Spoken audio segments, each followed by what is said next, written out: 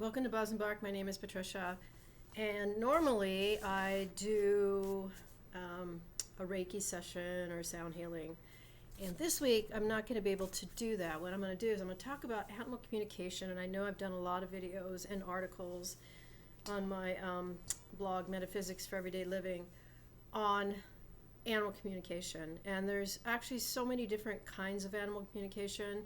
So I'm going to talk a little bit about the types of animal communication, the applications, like what we can do and not do as an animal communicator.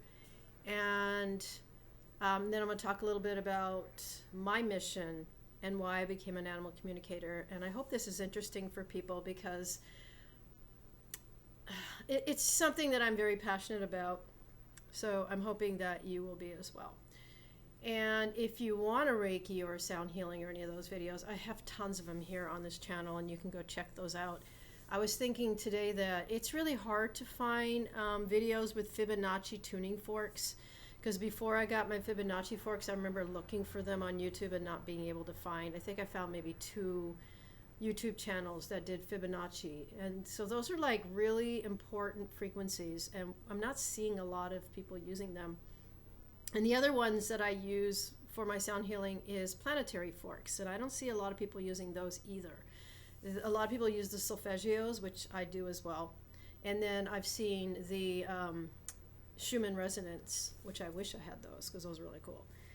So I do have some flute. Well, I will play some of that, and I do have a singing bowl. So I'm going to start with the singing bowl. Remember to like, subscribe, and share. Comment. Nobody ever comments. I think I've maybe gotten, since I started restarted the channel, and I've gotten 3 comments since January. So you could do better, really. If you're enjoying this and you're not watching this on DuckDuckGo, because if you're watching this on DuckDuckGo, you can't leave a comment. So there's some browsers that your identity is protected and stuff, and you can't leave comments, and you can't like and share and all the rest of that. So if that's you, then I accept that because I use that channel. I use that browser too.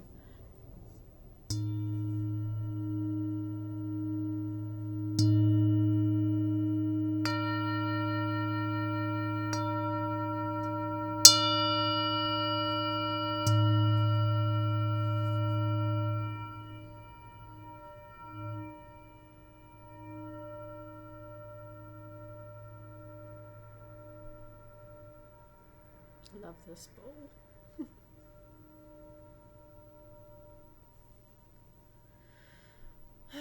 So take a deep breath. I mean, I'm making this video on a Wednesday. I normally make them on Friday, and it's kind of later in the day. So I'm kind of out of breath. So if you're watching this and you've had a busy day, then just take a deep breath. And if you've just woken up and you're getting ready for your day, take a deep breath, and everything will be fine. Okay, so the different types of animal communication there are some generalist. I'm a generalist. I will communicate with anything. I'll communicate with trees, ferns, insects, animals, birds, reptiles, pretty much all of it. And so there's those of us who do that. I'm also more towards shamanic, because the second teacher that I learned with, and I actually learned online, and the second teacher I learned with used shamanic techniques. And I actually found that more interesting than the traditional animal communication, where it's just mainly telepathy. So I use telepathy. I have been using telepathic communication for probably my whole life. So what happens with telepathy is we all have that ability. But when we're children, it's pretty much trained out of us. We're told to live in this science-based world where everything needs to be tangible, and if you're talking to animals in your mind, or trees, or star beings, or whatever it is, you're crazy, right? And nobody wants to be crazy, and there's so much peer pressure to fit in a certain way. And so what happens is the telepathy dies, or it doesn't die, it goes dormant. And so we all have that ability. And if you're ever sitting with your pet and you swear they're talking to you, That's telepathy, and you're not losing your mind. That's what animal communicators do. So your average animal communicator, the ones that you see being interviewed on podcast and different YouTube channels and things like that, they pretty much, what they did was they went to, like, there's like these, I don't know if you call them academies or whatever you call them, but there's these different animal communicators have been around for a while, and they will teach a course. They're really expensive. I mean, I've seen them. Yeah, they're hundreds of dollars, if not thousands of dollars, to become an animal communicator. And it's something that we can all naturally do. So I didn't go that route because, one, I didn't have that money. And then when I did have that money, I didn't want to spend it, on somebody just getting wealthy off me. And it's not trying to begrudge anybody a livelihood. I just don't think that I needed to get the credentials of, I trained with so-and-so. Now, if I were a dog trainer or a groomer or something like that, yeah, I would want to go to an academy, or I'd want to have the, that certification, because it's really important. And also if there's any kind of licensing or, it's kind of like with acupuncture, you have to go through a board, and you get licensed, and there's like a whole bunch of different things that you have to do to become an acupuncturist.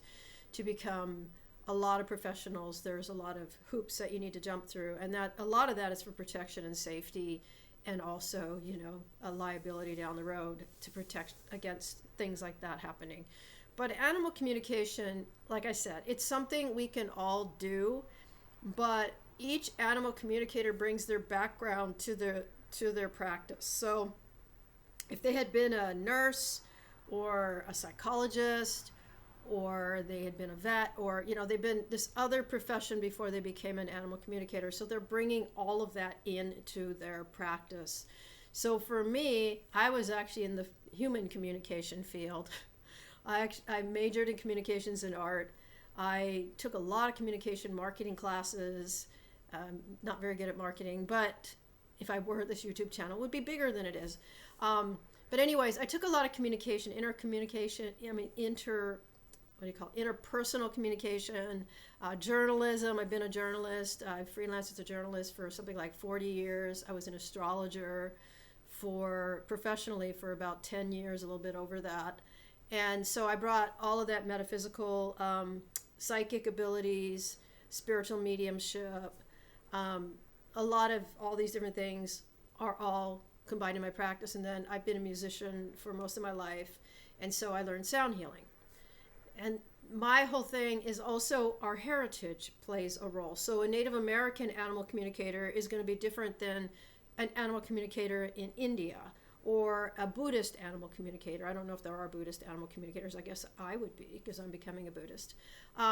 But anyways, whatever the spiritual background is, the nationality, the culture, all of these things are rolled into how the animal communicator works. And so we all have different ethics, morals, philosophies. I eat mostly a plant-based diet because it would be really hard for me to talk to a cow, to do animal communication with a cow and then eat a cow later. Like, I just can't do it. So there's, different practices out there. There are some people who work with vets. There are some animal communicators who work with dog or animal trainers. There are some who go to zoos. There are some who are actually musicians. And like Plume, or Plumes, or however you say his name, he's the French musician who goes to the zoos and he sings to the animals. That's animal communication, believe it or not. So you can communicate through light language, through singing, through telepathy, through shamanism. And shamanism really is going into these other worlds. It's, communicating in all these different levels. It's going into the astral and communicating with animals in a trance.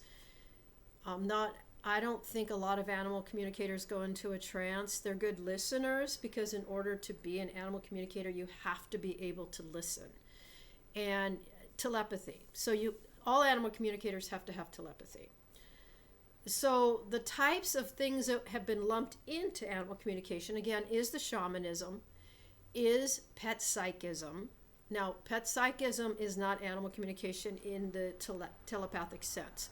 So a pet psychic is not talking to the animal. A pet psychic is doing psychic work as if it's a card reading, Or when you go to a psychic and you ask them a question and then they visualize maybe into the future or maybe into the past or something like that, and they give you just this answer based on intuitive and psychic abilities. But they're not directly communicating with the animals. So I don't know why pet psychic is lumped in with animal communication, because there's no direct animal communication going on. It's all, they're looking at the photo of the animal, or maybe they have a bed or a collar or something that belongs to the animal, and they're getting sort of a psychic impression in an energetic read off of that. But it's not animal communication unless they are talking directly to the animal. So I can do pet psychic work, but when I'm doing that, I'm not talking to the animal.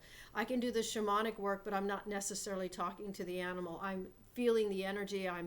I might be communicating with the land, or I might be communicating with the trees. I might be communicating with things that are connected to the animal.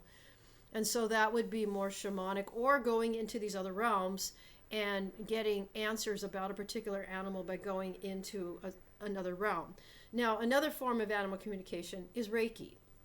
Now, Reiki isn't directly animal communication, but when you are doing energy healing on an animal, you will get visions. Like you will get, not visions, you will get images. Like, oh, does this dog have a problem with this cat? Or is there another dog in the neighborhood that's terrorizing this dog? Or you see the dog in the house. But you'll get these like quick little images while you're working on the various chakras. Not all Reiki practitioners do that, but I've known a lot that do. Where when we're working on humans or we're working on animals or whatever we're working on, we'll get these psychic impressions. So straight animal communication doesn't really have the psychic energies. It doesn't have the shamanic energies. It has the telepathy. And the telepathy is a skill. But again, it's something we can all develop within ourselves. And some animal communicators even teach that, like, oh, you want to learn how to communicate with your animal every day. And maybe they'll have a workshop or something like that. So you might want to take advantage of that. I mean, I actually, back when I was living in Bellingham, it might have been like 2013, like 13 years ago, I went to a workshop by an animal communicator. And she was like the first animal communicator I'd ever met. So I knew that it existed, but I had never met anybody like that. So I took her workshop and... Oh, no, not a workshop. I took her lecture. I didn't take her workshop. I didn't have enough money to take her workshop. It wasn't that expensive. I probably could have squeezed it in. I probably could have done it. But I didn't feel ready. And then I already was an astrologer, and I was working really hard at that. And I go, well, I don't really want to dilute the work I'm doing as an astrologer and then try to learn all this other things. And I also didn't think that there was a way to make a living as an animal communicator at the time. I go, yeah, I could learn that, but like, what am I going to do with those skills? And so it wasn't until like 2020 so I fostered a dog. It was the family's dog, and I fostered him from like all of 2018 and until April of 2019. So about a year and a half I fostered him.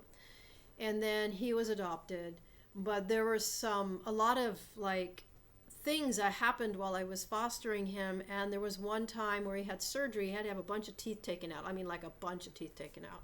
His whole mouth was just rotting. And he was in a lot of pain, and he was moaning, and he was kind of dramatic, but I could tell he was in real pain.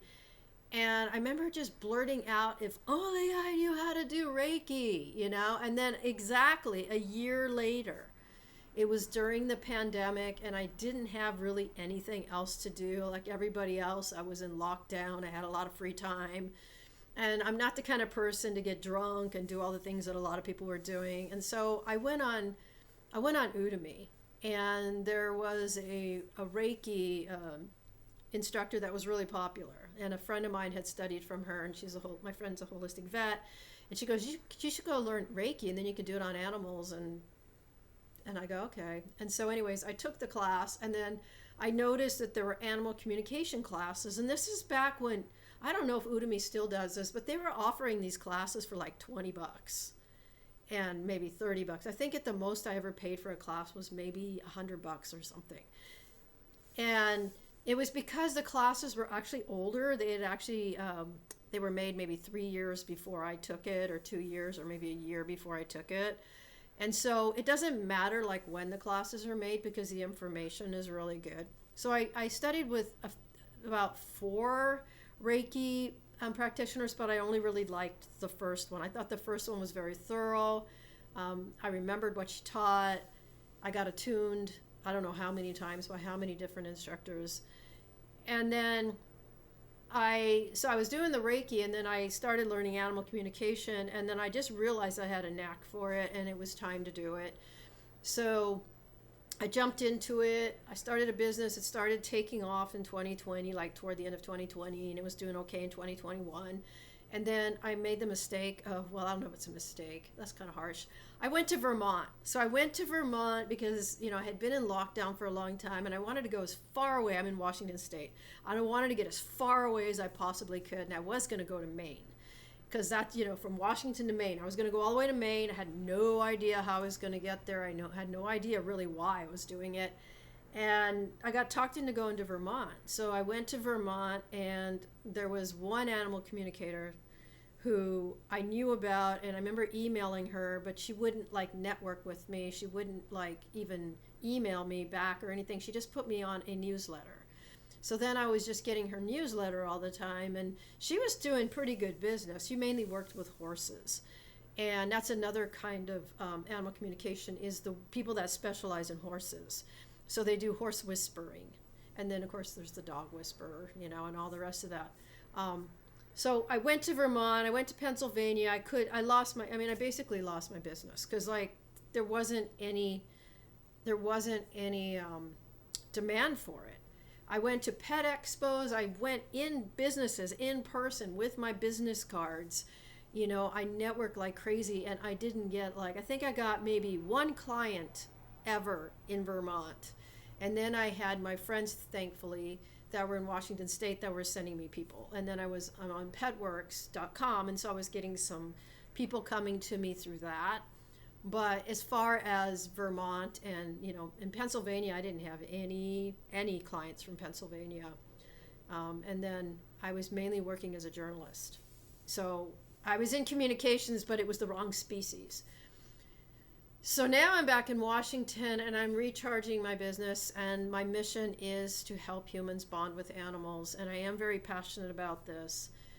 And the reason why is, if you can look at the state of the world, and it makes me really sad actually to look at the state of the world, with all these natural disasters, with people still not getting that, okay, we need to be more sustainable, we need to be more in balance with the natural world. Well, how do we get in balance with the natural world? We communicate with it. And one of the easy routes into this natural world is our own pets. So if you can learn to communicate with your pets and see the world, see this earth through their eyes, right? And they're so precious. They're like innocent children in a way. And they don't have any control over what humans are doing. They don't have any control over the floods and the fires and the earthquakes and the volcanoes. And yes, humans are contributing to this because we contribute with our thoughts. We contribute with our behaviors. People think, well, if I use that product, it's not going to make a difference. It's just a little bit of dishwashing soap, or it's just a cleaner, or it's just what they're eating. And I'm not going to make a difference. I'm just one person. Well, multiply that times billions, right? And if everybody on the planet were using these household chemicals, and everybody was spraying their lawns with herbicides and their homes with pesticides and all the rest of this, it makes a huge difference. And everything we do as individuals ripples out, and we're all connected. So one of the things that I've learned as an animal communicator, and even before that, is you're not separate from me, and I am not separate from you, and I am not separate from your dog or your cat. We are all connected. And so when any of us does something in our daily life and we think it doesn't matter, it matters. Whether it's us walking around, and this is kind of my bad habit, is to get into negative thought forms or whatever, but I don't watch the news. I don't do any of these things because I don't want that resonating off my body, because when you bring in all this dark energy, it's frequencies, and it's in your body unless you've done some sort of chanting or something to clear it off of you. And you're walking around and you're a signal. And if you get, like, again, millions or billions of people all tuned into something really dark, then we create these fields of energy, and these fields of energy go and create earthquakes and volcanic eruptions. And scientists will say, no, it's not caused by human frequencies. It's the earth shifting and plates and all this other stuff. Yeah, it's both of those things, because we are very powerful. And so the animal communication is getting us in alignment with the earth. It's getting us in alignment with other species. In fact, it's called interspecies communication, because that's what it is. And people are saying, oh, I want to talk to star beings. I want the star beings to come. I want to communicate with them. Well, I think we need to start communicating with what's already here. We need to communicate with the earth itself. We need to communicate with the trees and the plants and the animals and the insects and the birds and all these other things. And that is what's going to keep us, that is what's going to create balance and peace on the earth. When we realize that we are not separate. Nobody is separate. It's an illusion that we're separate. We might all have different forms, but really we're all connected by plasma. And I was also watching this thing on Maya fascia, or Maya fascia work, because fascia is the network in our bodies. It's a connective tissue. I think it's made out of hydraulic acid, and it looks like spider webs, like all over the body, and every creature has it. And it's basically, it looks like a plasma. And then the universe, they're saying now, is made out of plasma. And they're saying water is plasma, right? So if you think of that, and that we're all like, we all have this fascia networks in our bodies, and then everything's plasma, that makes us all connected, right? So if I do something here, it's going to ripple out through various beings, and it's going to end up somewhere. It's going to end up on somebody else's doorstep. And so as I'm practicing mindfulness and, Buddhism, one of the things that has come to me is, like, I have to be very careful about, like, what I say, what I do. If I'm at the store and I'm making a choice of, like, a product, or, everything that I do and everything that you do, it makes a difference. And if we're doing that thing where this product might be toxic, but it's cheaper than this other product, then we're also saying that we're not worthy of abundance, right? That we are only worthy of this toxic product, which is actually going to hurt a lot of beings. So we can't call ourselves nature lovers and animal lovers and then go and do these things that are toxic, or not realize this network that we're all part of. And again, we are not separate. That is the ego. So the ego wants us to feel special. It wants us to feel like we're above everybody else, that nothing we do really affects anybody else. But by taking responsibility for whatever piece of this whatever it is, this network, that we're only responsible for how we act in the world and what we think and what we feel. And I'm not saying that we don't feel what we feel, but when we feel something that feels really dark, we need to process that. We need to resolve it. We need to get deep and find out what it's about so we can release it in a healthy way.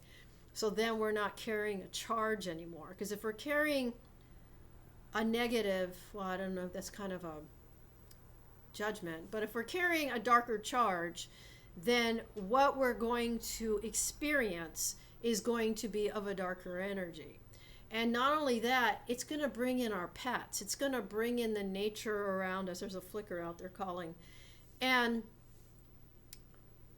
it's not really, things can be so much better on this earth. We could be in peace. We could be living in balance. We could be in this sort of Garden of Eden, right? This paradise where animals and humans and, everything is part of this cyclic as it should be, right?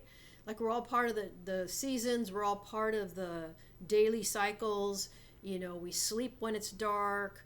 We're up when it's light, and that our nervous systems are in sync with the natural world. And if our nervous systems, like mine is out of sync, then that affects all these creatures around me too, because if I'm being anxious, then animals are going to be anxious around me, and I could get bitten because I'm putting out a frequency of fear or anxiety, and I know that if you're suffering from anxiety, it's really difficult, right? But we can take steps to getting better. I don't think we have to be permanently anxious, right? We can heal our nervous systems. And so that is something also to look into if you find that you've got those types of issues. Listen to more sound healing. Go to a sound bath. I mean, it doesn't work for everybody. Some people get more jittery. But find some sort of energy healing that works. And then the beauty of things like remote Reiki is you can have a Reiki session with your pets. You can have a Reiki session with everybody in your household. You can have a Reiki session with your house, your garden. I mean, all of these things can be included in a remote Reiki session, because a remote Reiki session is not just focused on a body where they're putting their hands on the body. It's all encompassing, right? And there we have something called the distance symbol, and we have all these different symbols that we can use as Reiki practitioners. And so again, Reiki is a form of animal, or actually it's a form of communication, period. So when we go to a Reiki practitioner, they may see past lives, they may see, oh, your root chakra is blocked, and I'm seeing these scenes of, did you lose a job recently, or are you fighting with this person? You can feel that, you can sense into it as a Reiki practitioner. And so you might get that. You might go to a Reiki practitioner, or your pet goes there, and then at the end of the session, they give you some notes. And then they'll also give you some practices that you can do to clear energy, right? They'll say, well, go walk barefoot on the earth every day. Or they may say, go do an Epsom salt bath. Or they might say, stop eating this one food that you're eating that's actually creating havoc in your body, even though it's a healthy food, but it wouldn't be healthy for you. So there's a lot of work on that energy field. And so the animal communication, again, there's pet psychics, which really aren't animal communicators. There's the shamanic, which can be animal communicators. And then there's the telepathic communicators, where they're directly communicating with your pet through thought, through feeling, through visuals, and then senses of words. Not that animals speak in words. They don't speak in words. What happens is they send energy to our brains. Our brains interpret it into words, because that's how humans communicate with humans. But if I didn't have to relay what an animal was telling me to another human, then I would just get it in feelings and sensations or images. So what I do is I get that. I get the sensations, the feelings, the emotions, I get like maybe pain in my body or something like that. And then I will say, okay, to the person, the guardian of the animal, I will say, I have a sharp pain in my ribs. Is your dog having, or your cat having, some kind of issue with this part of the body? Or I will get like burning in my face, or I'll start trembling, or all of a sudden feel scared. Like all of a sudden, it's not my fear, all of a sudden I just feel like I'm being terrorized. Or, it could be, those are examples, I'm not saying those actually happened. But it could be something like that, and then I will convey that. I'll say, well, this is the images that I had during the session, these are the words that came up, this is the taste, like if I get a taste in my mouth, or something like that. So I'll just mention all of those things. And I always strongly recommend that animals are taken to a vet and regular vet care, because these are the things animal communicators don't do. We are not medical providers. So if you're looking for something cheaper than a vet to cure your animal or diagnose your animal or treat your animal communicators legally cannot do that unless they have a veterinarian license. Or they have or maybe they're a holistic vet and they do acupuncture, or maybe they're trained in homeopathy and they have, whatever licenses they have for that.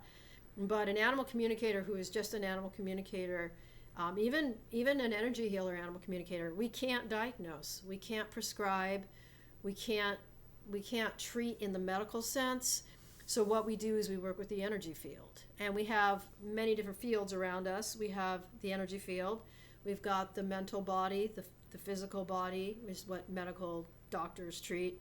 We have the emotional body, which is more in the psychological realm, and then we have the spiritual body and the energy bodies, which is what energy healers work on.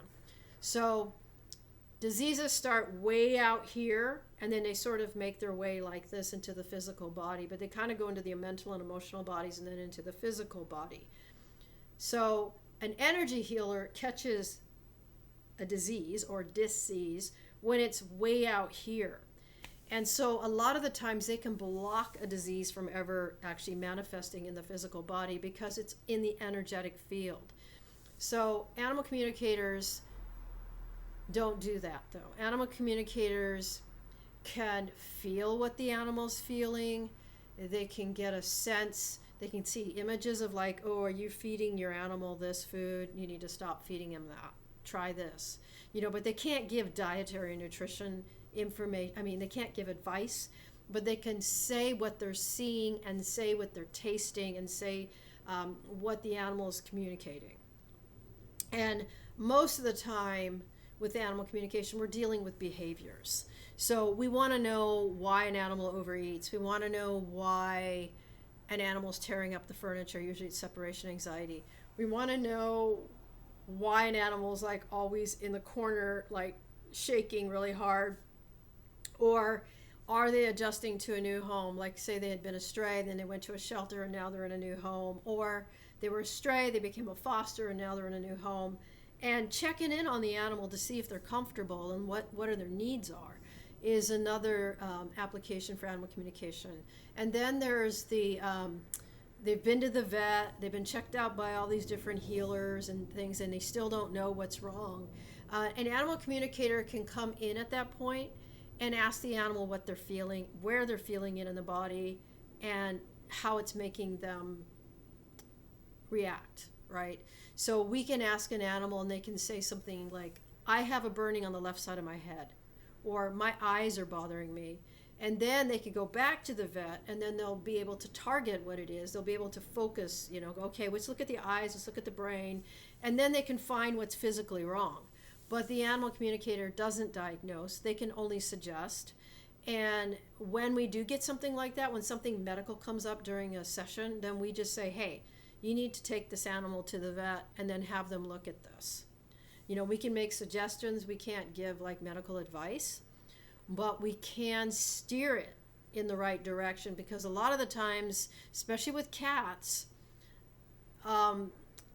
you don't even know your cat is sick until sometimes it's too late, because cats still have their primal instincts. Cats are like a wild animal in your house, and I've said this so many times. They're domesticated in a way, but they're still in the wild. That's why they want to go out and hunt. That's why they want to do all the things that a cat would do in the wild. And in the wild, if you're an injured cat or you're a sick cat, you're basically like, you're a target, you're vulnerable, right? And you can't show that vulnerability. So what ends up happening is you've got a cat that's sick, and the cat is hiding that sickness from you until it's too late, right? So an animal communicator can zero in on that, can go, you need to take your cat to the vet, and you need to take your cat to the vet now. Because they can get words like blockages, or, they're not giving medical treatment, they're not giving medical advice, they're getting a sense of what's going on energetically. And they will, if an animal communicator ever tells you to take your animal to the vet, take your animal to the vet. Because they can't give medical advice, but they can see something coming, or they can get a sense that something's wrong. Because, again, there's some psychic abilities there. And then, of course, there's the telepathy as well. And so, make sure that you're taking your animals to the vet. And I know vets are very expensive right now. You got to find an independent one, and you might have to go 2 cities away to do it. I know that the private equity firms are taking over vet clinics by really quickly, and they're taking over grooming and training and like so many different things. So look for the independence in your community. Some communities are just spoiled with independent providers.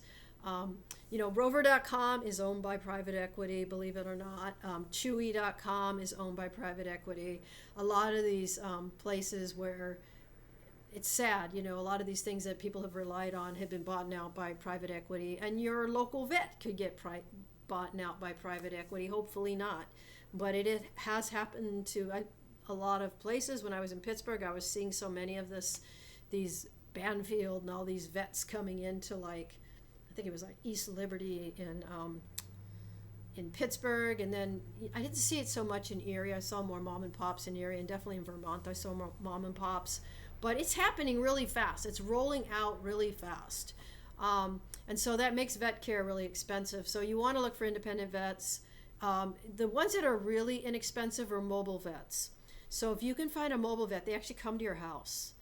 They're less expensive. They don't have all the overhead as a clinic would have.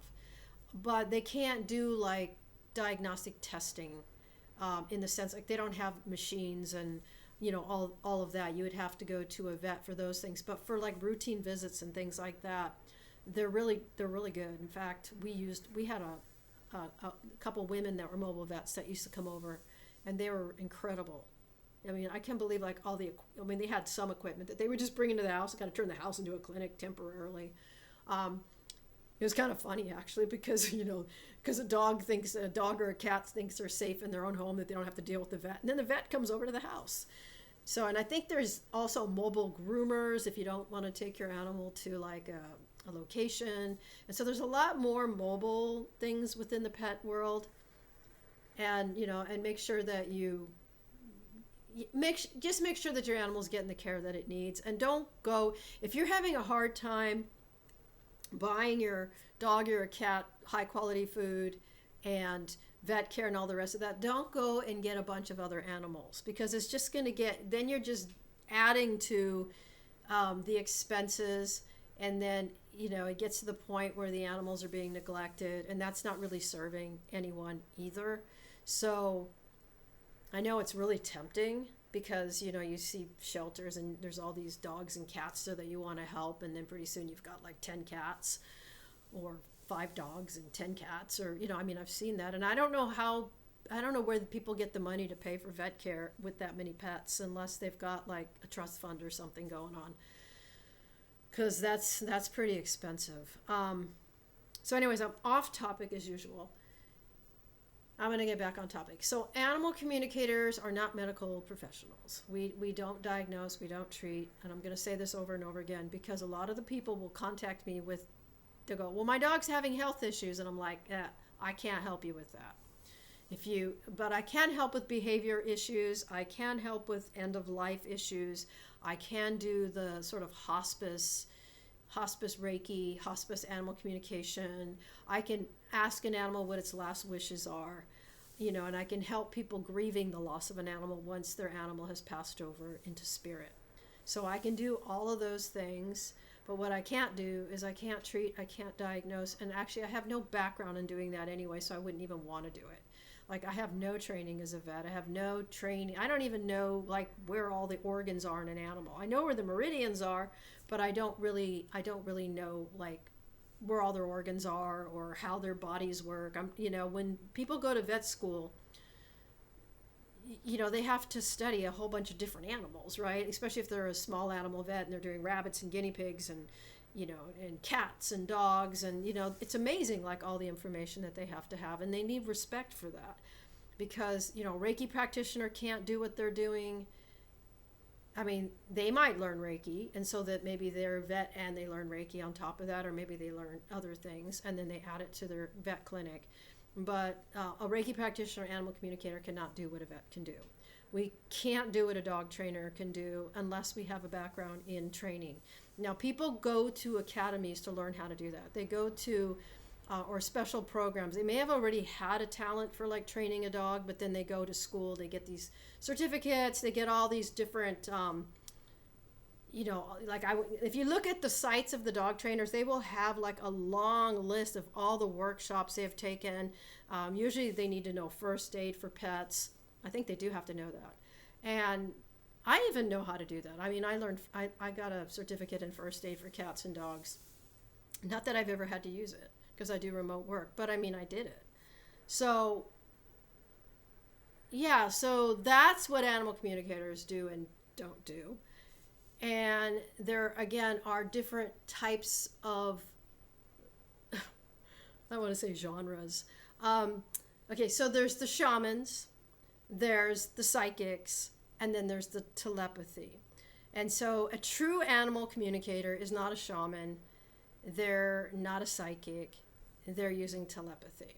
So if you're looking for, you know, when you see the person and they've got the animal there and they're looking at the animal and they're talking to the animal kind of eye through the eyes or that sort of thing, that's telepathy.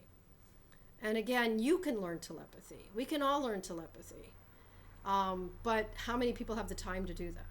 And so the shortcut is to just hire an animal communicator. Or if you don't want to go learn Reiki, then you hire a Reiki practitioner and, you know, or, you know, there's animal acupuncture, animal homeopathy, animal herbalism. There's, you know, now there's, I think they do Maya fascia work on animals, different types of massages on animals. There's, you know, chiropractic, although that one's controversial. But there's a lot of the same treatments that humans can get, animals are now getting, and they're benefiting from it. So you might want to, if you get a chance, you know, go and look up all the different types of treatments animals are getting now. And you might decide at some point you don't want a conventional vet, you want a holistic vet, right? And you find somebody that does acupuncture and naturopathic and you know, just like they have that for humans, they have it for animals too. Although I think holistic vets are only like 1% of all vets. So if you have one in your area, you're really lucky because there's not a lot of them around. And I'm hoping it's a field that's going to grow. So that is my topic for the week. And I know it was probably, it's pretty long. I'm sorry about that. And I will bring the Reiki back and the sound healing and all of that back next week. It's just this week is going to be really busy, which is why I'm doing this video early. And I was going to do a short video on animal communication, and I just, I don't know. I like to talk. So have a wonderful week going forward with your pet, and I'll see you next week. And again, if you want the Reiki or the sound healing or any of those, look it up, all the different videos. I have tons of articles on animal communication, animal Reiki, all kinds of pet-related topics on metaphysics for everyday living. There's also a bunch of metaphysical stuff on there as well, because as a human, if you're going to bond with animals, then you got to heal yourself first. And so I have those options available too, because really what we want to do is we want to heal ourselves as our animals are healing alongside us, and that is going to help us bring more peace to the earth. And we're also going to have these just beautiful relationships, not just with our pets, but with birds, with wildlife, with everything, because the world becomes more animated. And in fact, after I became an animal communicator, the world became incredibly animated. So if you're interested in animal communication too, you might look into all the different types of classes and workshops that are out there and explore it, because I have a feeling a lot of us are going to be doing animal communication, and it's going to really grow. And if you want to be part of that, you can definitely do that. And if you have any questions, you can contact me as well. I think all the information is on my profile here. So have a wonderful week bonding with your pet. Bye for now.